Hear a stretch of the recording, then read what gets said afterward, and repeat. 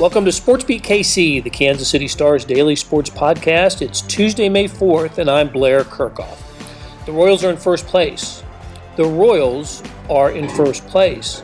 The Royals are in first place. I have to keep reminding myself of that for a couple of reasons. First, nobody outside of that clubhouse would have expected the Royals to be in this spot 4 days into May. But also, they've dropped 3 of 4 to Central Division rivals, and pitching has been rough for the most part.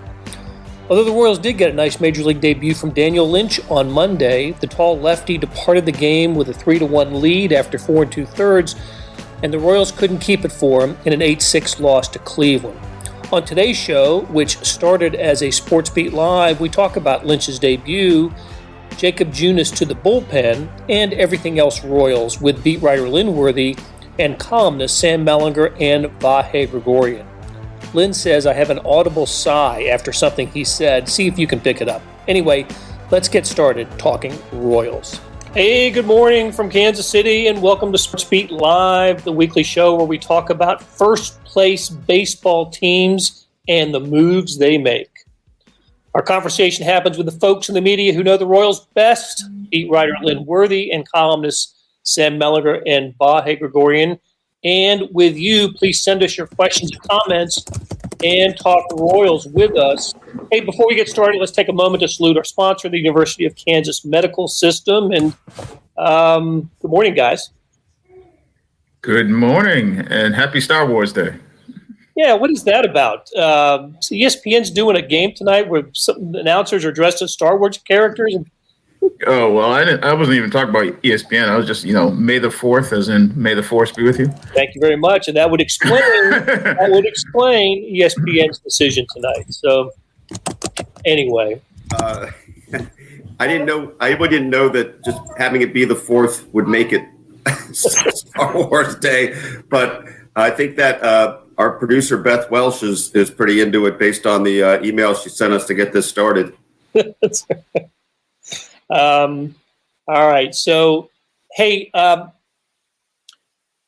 it's always a special occasion for the Royals when somebody makes their Major League debut. We've seen it over the years, right? The Royals tend to celebrate this occasion, and such was the case on Monday night when Daniel Lynch debuted.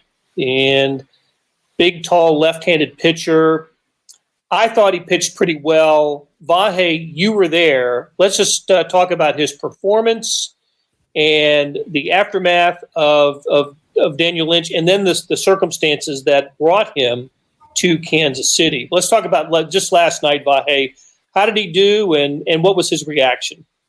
I thought he did do pretty well, and he walked off with a 3-1 lead, and I think Royals Nation, both in the stands and on Twitter, was wanting him to stay in with 2 outs in the 5th and not turn it over to Barlow. But I think you can make a case either way, right? It's one of those things where whatever works out is the right answer. It didn't quite work out with the inherited run scoring, but look, I think he had a few things going on. No doubt he had jitters. The expression he used after the game was he was so juiced that he could barely see. I've never heard anybody put it quite that way, and it really struck me as pretty vivid explanation of what that might feel like, and that maybe that showed up on the very first pitch that got crushed to deep center field. And I happened to be watching that part of it with Joel Goldberg and Jeff Montgomery for a minute up by the TVs, and Jeff Montgomery, the great Royals pitcher, made a comment that his body language afterwards he thought was really good. He was kind of loose and laughing with Dozier. And later on, when I asked him about that, actually, and he said that Gerard Dyson had told him he's playing center tonight, so just send them all out to me. And then I guess Dyson gave him some guff and said, I didn't mean the first pitch. But look, the broader point is he was in trouble a lot, or as Mike Matheny put it, a lot of stress, and he kept hanging in there. Had a couple really good fielding plays behind him, and a couple lapses, and it's just a shame that it wasn't a double play in the 5th. Whit Merrifield turned it, and the ball sailed on him a little. and that would have been the out, and he would have walked off with a 3-1 lead to keep. I think it was a pretty good outing. I know Sam was, I think, going to write something about him as well, and Sam was observing, and I know Lynn kind of goes back a little bit with him since you, I think, have spoken with him a number of times. Yeah, going back to, he's part of that infamous draft class, the 2018 class that has Brady Singer, Chris Bubich, Jackson Kowar himself. And then even if you go back, you go into the third round of that draft, I believe is when they got Kyle Isbell. So 2018, obviously that draft class was a big group for them. But, I talked to him a few years back. He's the one that sort of made the big leaps in terms of his velocity after they drafted him. And, he's the one that Baseball America, MLB.com have as one of the top pitching prospects in baseball. A left-hander who throws upper 90s, who's got just ridiculous stuff that, you've heard guys in the big league club talking about him for a couple of years, whether that's Danny Duffy, just talking about this guy is nasty, like the first time you saw him in big league camp, or the guys who have had to face him. So, I thought it was interesting because, Dayton mentioned it a little bit on Sunday night when they made the announcement that, it sounded just the way Dayton was talking like this was they were bringing him up now, but they were looking sort of long term with him. And it was interesting because I got back yesterday from the road trip, and when I was driving back, I was listening on the radio, and JJ Picola, the assistant GM, mentioned on the radio, he's talking to 610, that part of the thinking was also that they wanted to get him going now so that later in the season, hopefully they're playing games that are meaningful and, in contention. They don't want him sort of going through some of these growing pains and sort of feeling his way through things then. They want him to sort of already have hit his stride. And I thought that was interesting to hear him say that. Yeah, look, not to be lost is that Daniel Lynch made his major league debut, the first week in May while the Royals are in first place, and not in August or September when, if that had happened in, 2018 or 2019, the Royals would be 40 games out of first. It was a leverage moment for the Royals. And Lynn, I'm glad you brought up that he is ranked high in prospect rankings. And I think number 2 in the Royals organization behind Bobby Witt Jr. as well. So, I thought it was a solid debut for Daniel Lynch. And let's before we talk about the circumstances that brought him to Kansas City, let's hear from Daniel Lynch. This was in the post-game press conference last night. Can you just describe the emotions that you felt going out there on the mound for the first time, especially in that first inning? I felt like I could barely see. I was so juiced up, but I just really tried to take in the moment, and it was amazing. It's obviously the most people I've ever thrown in front of, the loudest the stadium's ever been after an out. I was so shocked at the first out how loud it was. But it was just a really amazing experience. I'm super thankful. Alex? After you could start to see again, how did you think it went as a whole? If I'm being picky, I didn't feel like I had my best stuff. I don't feel like I commanded my fastball as well as I wanted to, but I was really happy with the way I battled and competed. And that's the most fun I've had competing in a baseball game in a long time. And I thought that was what I was really happy with. Like, it didn't go smoothly. But I kept us in it, and I felt like I competed really well. Right. Daniel, just along the lines of what you're saying, that first pitch, it looked like you were either talking to yourself or Hunter right after it, but having a little bit of a light moment with it too. You just recall what you said and what that felt like to get that out of the way that way? Dyson told me before the game that he's playing center and to send him out his way.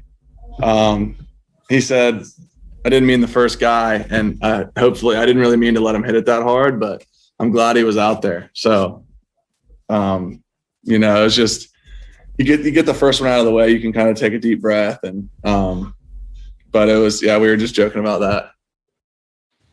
Good stuff from from Daniel Lynch. Sam, haven't heard from you yet.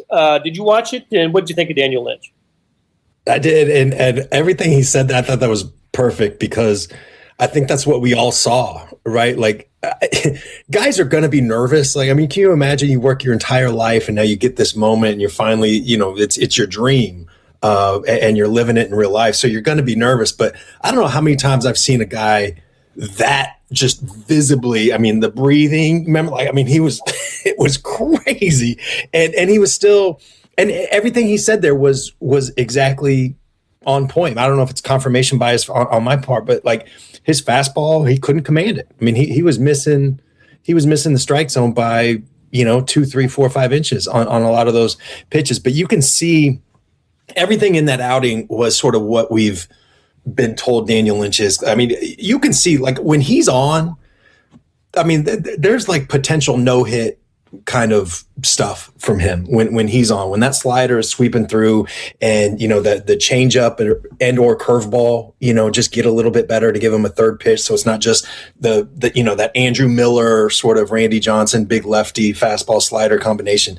Like he's going to have some no-hit kind of nights, I think. And I also love what he said about competing, because we talk so much about just like stuff and the technical parts of pitching, but some of it is just sort of what you've got in here, we talk all the time about Brady Singer like that, right? Like super hyper competitive guy. I think Chris Bubich has a lot of that in him as well. That guy's kind of a baseball version of a warrior. And I think like Daniel Lynch, it was cool to see him in those moments and kind of rise to that occasion. I don't know how much of that fastball command stuff was just how nervous he is, right, in that moment, and how much of it was just something we'll see from him. But God, if he's off, and, when he leaves the mound, he's 4 1/3 and he's given up 1 run at that point. If that's his off day, they really got something. You know what I mean? And look, like pitchers have the advantage when it's, when they're new. Pitchers always have that advantage. So, he's got to shore some stuff up. But you can, it's just the other thing I think, and I'm sorry, I'm like, this is Carmelo, as Therese would say right now. But the other thing that sticks out to me about this is you mentioned it, Blair, but they're in first place. This is a team that can get more talented as the season goes along. They just added a guy with that talent. They're going to add Bobby Witt Jr. fairly soon. They've got some other guys that are coming up. Mondesi will get healthy eventually.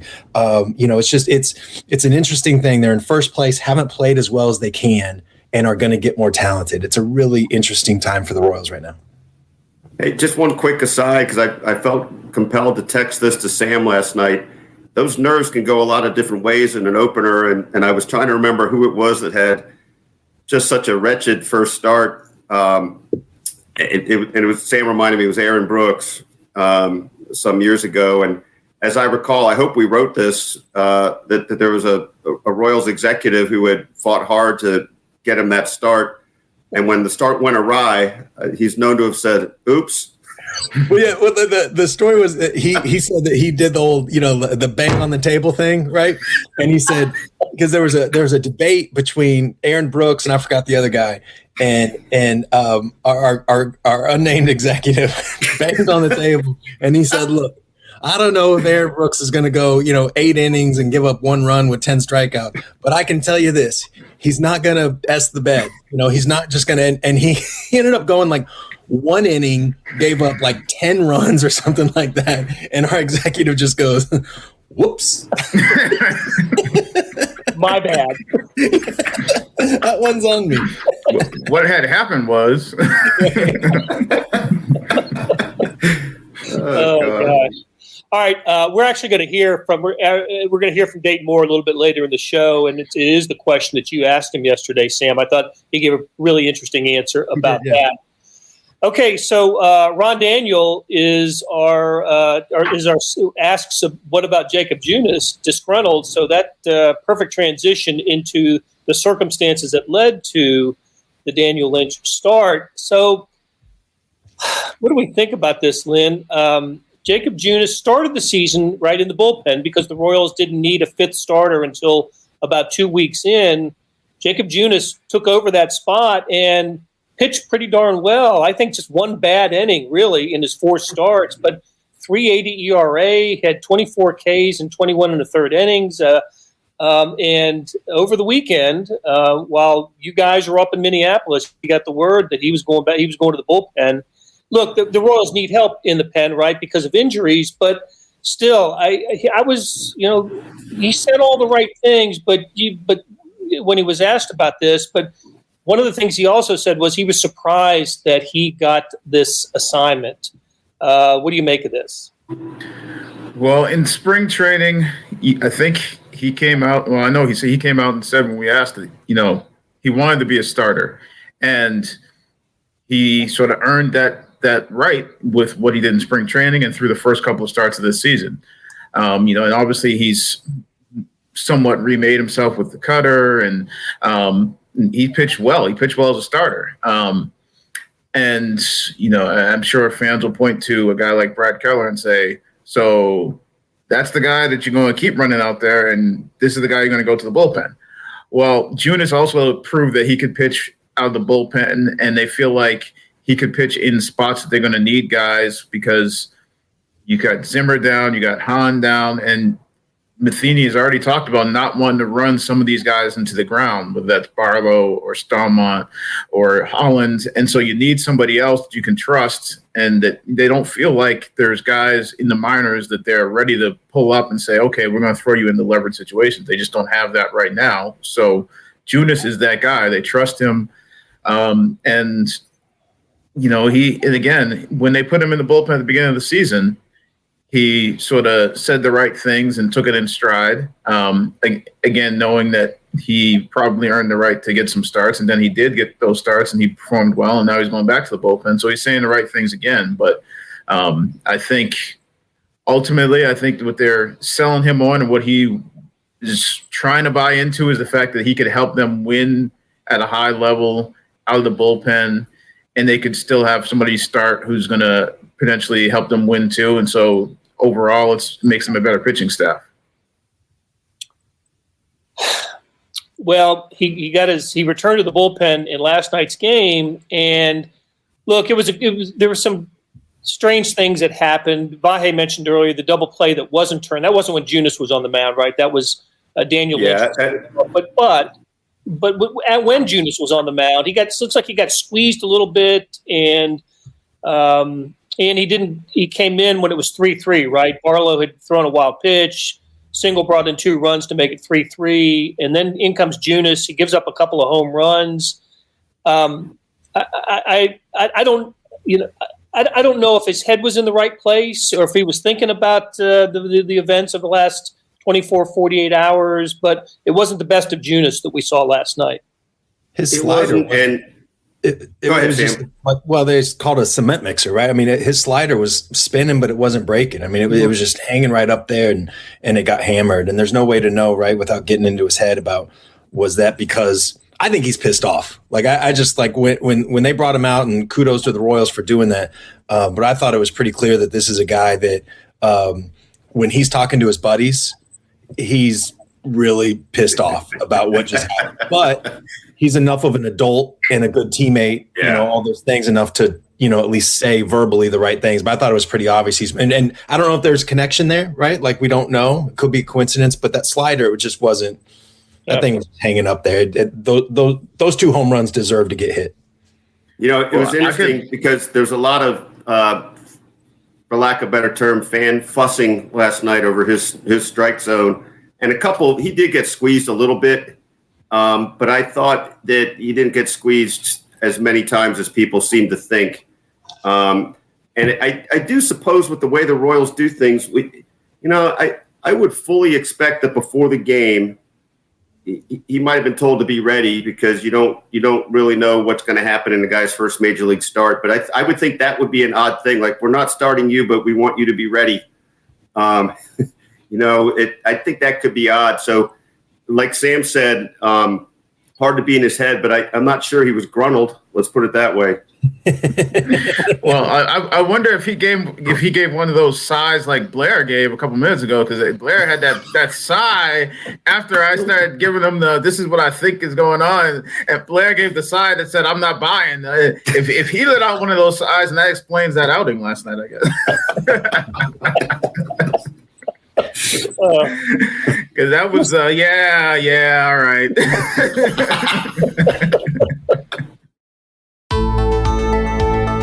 Hey, it's Blair. We have a special subscription offer for SportsBeat KC listeners, unlimited digital access to the Kansas City Stars award-winning sports coverage. Sign up now for 1 year of Sports Pass for access to all the sports news, features, and columns presented on the kansascity.com site, and it's only $30. That's a 40% savings off our regular rate. Your subscription will automatically renew after the initial term at $50 unless you tell us to cancel. Your subscription helps support the sports coverage of kansascity.com and the Kansas City Star, and that support has never been more important. Please visit kansascity.com/SportsBeatKC offer to get this special offer. And as always, thanks for listening. Well, I guess my question is, based on results of April and a day or two into May, did the right guy go to the bullpen? Well, the right starting pitcher go to the bullpen? I think, and I'm not saying before we get another sigh, I'm not saying this is right or wrong, but I think it's clear that they've made the decision that they're going to stick with Keller no matter what. If that's what people, just going by social media and that sort of stuff, that's what people think they ought to do, they're not doing it. And it's one of the reasons that I wanted to make sure I asked Dayton Moore yesterday, just about what their confidence level is with Keller, and that they sort of have a handle on what's been behind his inconsistencies. And he sort of answered and didn't answer at the same time. I think he actually did. I mean, I think if you read into it, basically he said Keller's got to be better, the defense has got to be better, and that they still believe in him. I mean, he basically, that's what it boils down to. I mean, he didn't say that it was, he didn't put it all on the defense. He didn't put it all on Keller, but he basically said that it's a combination of all that has to be better, but that they believe in him and that they're not worried and they're going to keep running him out there. It makes sense. I think that they feel more confident in Junis being in the bullpen than they do Keller. I think that part of it makes sense. And Keller's been really terrible, a couple times, but there's also been some times where he's run into some bad luck, like Lynn just said. And that defense thing is real, and it's especially real for him because he's not a strikeout pitcher. He pitches to contact, a lot of ground balls, and so that stuff matters a lot for him, and it matters more than it does for other guys. And when Mondesi comes back and plays shortstop, they're going to get significantly better at both of the middle infield positions. That's a huge deal because, Nicky Lopez is a really good second baseman, but he's getting exposed at shortstop, I think. Like, he's just a little bit overmatched, as far as big league shortstop. So they'll get, an above average, I don't know, top 10 defensive shortstop in Mondesi, something like that. I think we can say that. And then, the same deal at second base. So that'll be a bigger deal for Keller than it is for some other guys. We're assuming that Nicky's going back to second in your scenario there, right? Is that what you're assuming there, or are you talking about Witt? Yeah, I mean, Lopez at second is what, in my scenario, but you're right. Like, that's out. Yep. Well, that's what the other question that I asked that, we really didn't quite get an answer to, because they're not going to, they don't have to make that decision yet. So They won't. Yeah. But that was, so what's the plan going to be with Nicky? Because we know he was going to be in the minors, and now he's come up and played well. And they, basically the thing is, what he's done so far is the sorts of things that, this offseason Dayton and, Mike Matheny talked about. If he can do this, we could have him at second base, especially if Mondesi is giving them something more than, not what they got that first month of last year, but he's giving more than that. Nicky's giving them what he's giving them now, then they can roll with that in the middle of the infield. And so Nicky's been giving you that. But at this point, you've also had Witt there, and you sort of set things with Witt being at second. So it'll be interesting to see how that plays out, if you're going to put Witt back in the outfield and how that's going to go.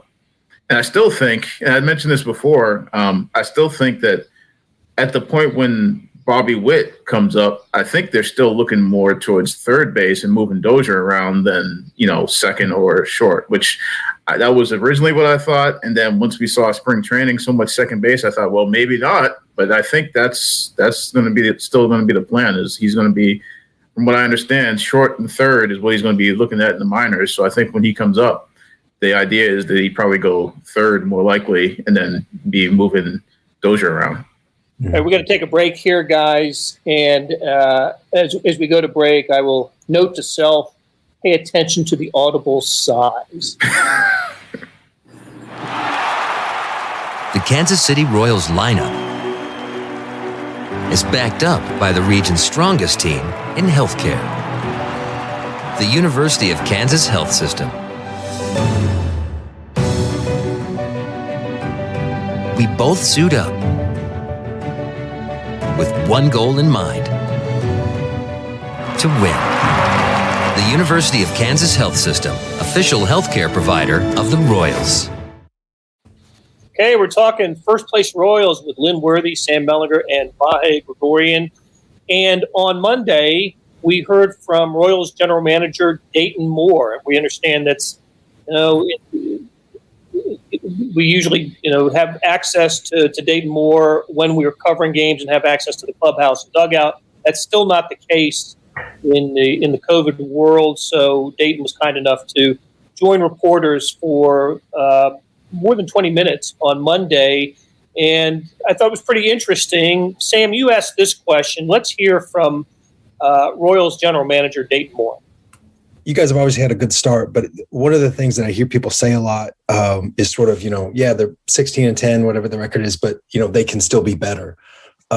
Just curious, I assume you agree with that, other than getting your shortstop back, right? Like, what are the ways that you see that happening over the next 5 months of the season? Yeah, I mean, we're going to need to continue to develop from within. That's why I'm really looking forward to the minor league starting. The way this thing's trending right now, we're going to need more pitching. We're going to need more depth, throughout the year. I believe we have that internally. We don't have enough roster spots because the roster from a talent level is at a pretty high level actually right now, we feel, and there's not a lot of room to add guys, but there'll have to be some tough decisions that we're going to make along the way. Again, being able to utilize Hunter Dozier and Whit Merrifield in those versatile roles is going to be really important for our depth. And as we go forward, just the mindset and the attitude of Jakob Junis is a great predictor to where these 26 men are right now, with expecting to win and wanting to win, with the mindset that they'll perform in any role that we ask them to do for the good of the team. And so I think there's a lot of positives in our group. And I've been asked quite a bit over the last couple of weeks about the start of our team, and I sum it up the following way. I mentioned, Mike Matheny, the great work that he and the coaching staff do each and every day, and the fact that we got winning players. We got players that know how to win, been a part of winning teams in the past. They develop a sense, an instinct, a feel, a belief on how the game's going to go sometime within the first 3 innings, and they start anticipating what they're going to have to do over the next 6-7 innings to win the game. And so when they're put in that situation, they're prepared for it. And that comes with experience, where a lot of young guys are just, inning to inning, and they're just trying to kind of hang on a little bit and try to do a little something and survive. This group of players have, they've been around for a little bit, and they've got a pretty good feel of what they're going to have to do to win that baseball game a couple innings in advance. And so, but we're going to need to clean some stuff up. We're putting the ball in play at a much higher rate, which is good. We still chase a little bit. We're going to have to improve on that, take our walks, win the 3-2 counts. The interior defense, we're going to get a lot better there as we go forward. I believe in that. As I said before, I see great signs in Hunter Dozier and Jorge Soler. They're about ready to break out. And the important thing is we have several guys in our lineup that have the ability to carry us. not only for one game, but for a week and even a month. And, we'll get all those guys going at one point in time, and we won't have a good month. We'll have a great month. And so, that's the way I see it. But again, Sam, I mean, when you look at, and I think there's probably 27 or 28 other teams, maybe all 29, looking at their pitching staff, their rotations, and their bullpens, and knowing that, there's 5 more months to go, and then hopefully a postseason. And so we're going to need a lot more depth. Not a good month, but a great month, maybe, in store for the Royals. But it's not off to a great start, that's for sure. Takeaways from that, I thought there were some interesting, the way he framed the Jakob Junis attitude. I love the idea of winning 3-2 counts, taking walks when they're there. It seems like the Royals have done that much better this year than in years past. It can still improve in that area. What was your big takeaway from this, Sam? Yeah, I thought what I heard, and over the years, I think we've all developed a fluency in Dayton. And my translation there is basically 3 things. The develop from within, he said that early. And I think that means all these minor league guys coming up and transitioning, and that because of 60 games last year to 162, and you're depending on a lot of guys that have never played 162 game season, there's going to be a lot of up and down, and the pitching staff, all those innings are going to have to be divided among more people. So it's starting with Daniel Lynch, and then there's going to be more coming. The other thing I heard him say was they got to clean some stuff up defensively. I think this is a good defensive team. Some of that, Mondesi, again, he's going to make them better defensively. But, Mondesi's not going to change Hunter Dozier, the other day in Minnesota. Like that stuff just has to clean up. And then the other thing I heard with it's not just Hunter Dozier. It's there's some other guys. Salvi, he gets lazy sometimes on some balls in the dirt and just moves his glove instead of moving his body. The little things like that. And the other thing, that 3-2 count thing. What I hear him saying there is that they're not the Dodgers, right? They don't have just an overwhelming level of talent, and so their path to win has to be clean. Like that, take an extra base, turn in double plays, all those things, like the Rays. They need to be, a little bit more like the Rays. Those are the 3. What I heard was those are the 3 things he was emphasizing. That 3-2 count thing came in, but it comes in handy in games like last night when you get a strike zone that was kind of a little bit odd. I don't know. That press conference was happened obviously before Monday's game, and some of the things that he was not, that they talk about cleaning up occurred in that game, right? I thought Salvi did get a little lazy on that pass ball, and Indians ended up walking more than the Royals did, and there is a less of a margin for error for a Royals team like this, and there are for bigger budget teams. But what April's proven to us, hasn't it, that when they do the right things, this team can be competitive and have a chance. And they're still in first place, 16-11 now, in a critical stretch of their critical, right? It's early, but there's 17 straight games against American League Central teams right now. So who knows where they got started off poorly, losing 2 out of 3 from the Twins, and then dropping the first game to Cleveland, but they got the White Sox, the Indians, the Tigers still in front of them for the 17 game stretch. I wanted to, before we left today, I wanted to bring up the fact that it's as Vahe reminded us, May the 4 be with you. It's the 4th of May, and it's the first day of minor league baseball in 2 years. Right? There has not been minor league baseball played in a couple of years. And the minor league baseball that's starting today is different. At least the structure and the system is different than what we remember from 2 years ago. Lynn Worthy covered minor league baseball much more recently than I did. I go back into the early 1980s. I know Sam and Vahe never covered minor league baseball. but Lynn and I have been out to those ballparks. Wow. And Lynn, you've been to covered several teams in several leagues. It's just going to be a different world, isn't it? Yeah, and I mean it's obviously fewer teams, and I mean there's a certain part of me that's just obviously not happy about seeing some places lose teams. I mean, I grew up in Lowell, Massachusetts area, and to see they've had a team. I remember when that team got put in there, and for them not to have a team this year, obviously, is something that not going to pretend I'm happy about. But at the same time, to be fair, I think one of the reasons they've talked about doing this was to upgrade certain things for players, whether that's travel, facilities, and all that. So, I mean, in that way, I would like to think that it's a good thing.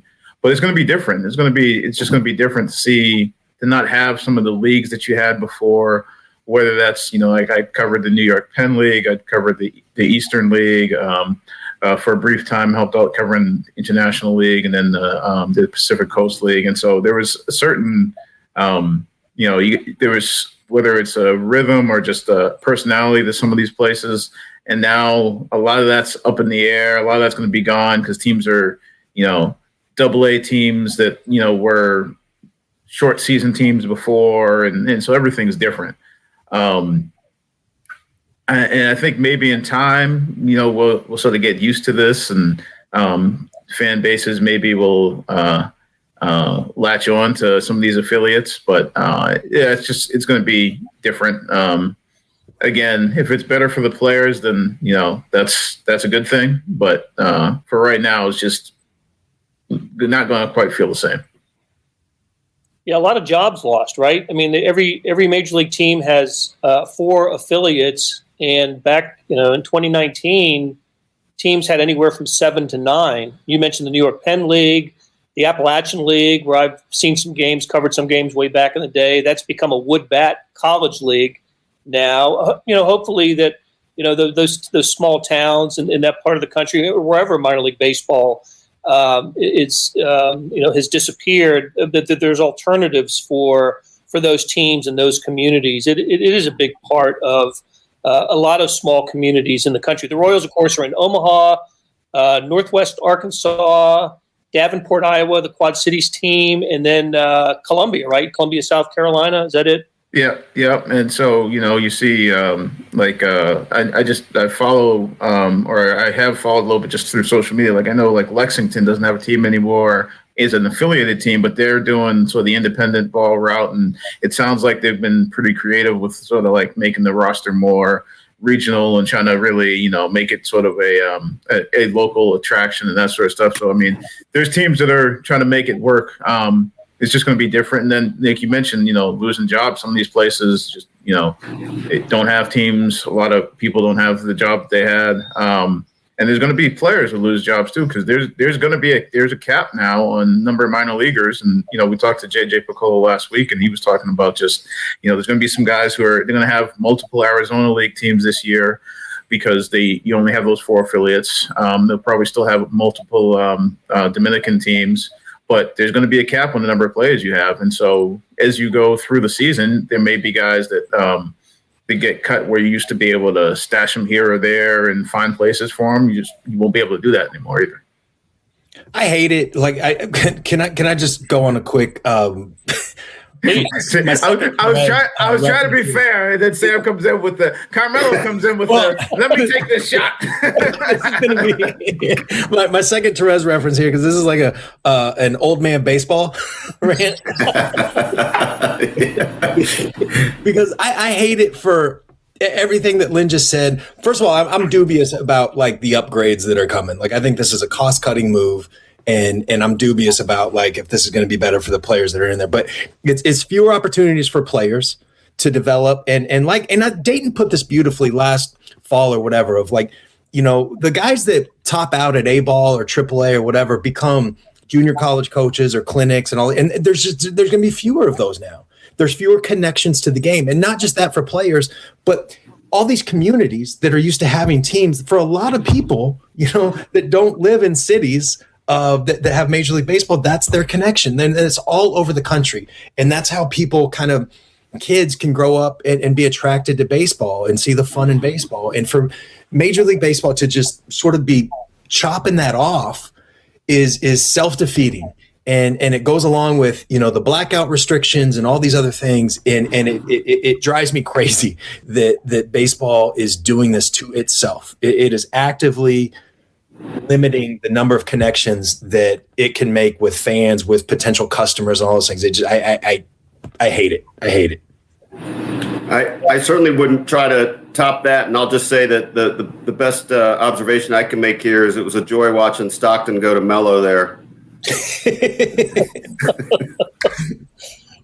I was just going to add, back in the day when I was going to Mackin sites a lot in the winter, it's unbelievable how many minor league players would be in there holding camps for kids, right? Little, from the smallest kids up through high school age kids, they were all being guided by, over the Christmas holidays, right, or over the holiday period. They're, minor league players would be in there picking up a few bucks and teaching the kids. So to what extent that we lose that, well, I guess time will tell.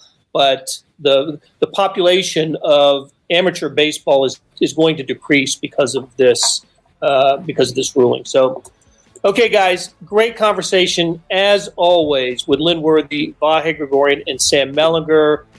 Thanks to the University of Kansas Health System. Thank you, Beth Welsh, and thanks for those who tuned in and commented. And we'll be back next Tuesday talking Royals on SportsBeat Live. That'll do it for today. Hey, did I mention the Royals are in first place? Thanks to our SportsBeat KC production staff of Derek Donovan, Beth Welsh, Monty Davis, Jeff Rosen, Chris Fickett, and Savannah Smith. Tip of the cap to Lynn Worthy, Sam Mellinger, and Vahe Gregorian for stopping by and talking Royals. Links to their stories can be found in the show notes and on kansascity.com. Hey, we have another deal for you.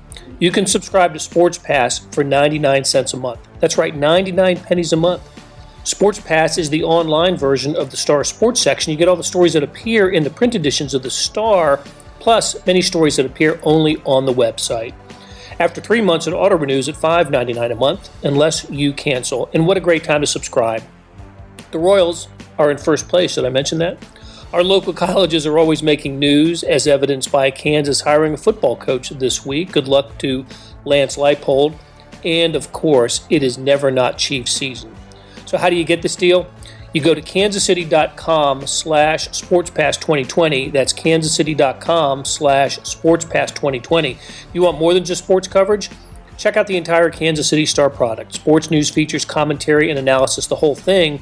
You get all of the stories written by my talented colleagues, plus additional national news, sports, and business coverage with the e-edition. The details for all of these deals can be found at account.kansascity.com/subscribe. If you're having trouble hunting down any of those offers, you send me an email, bkerkhoff@kcstar.com. I'll get you to the right place. So whether it's the Sports Pass or the full subscription, you're getting and supporting the best sports and news coverage in Kansas City and helping us produce programs like SportsBeat KC. Thanks for listening, and we'll be back on Wednesday with another episode.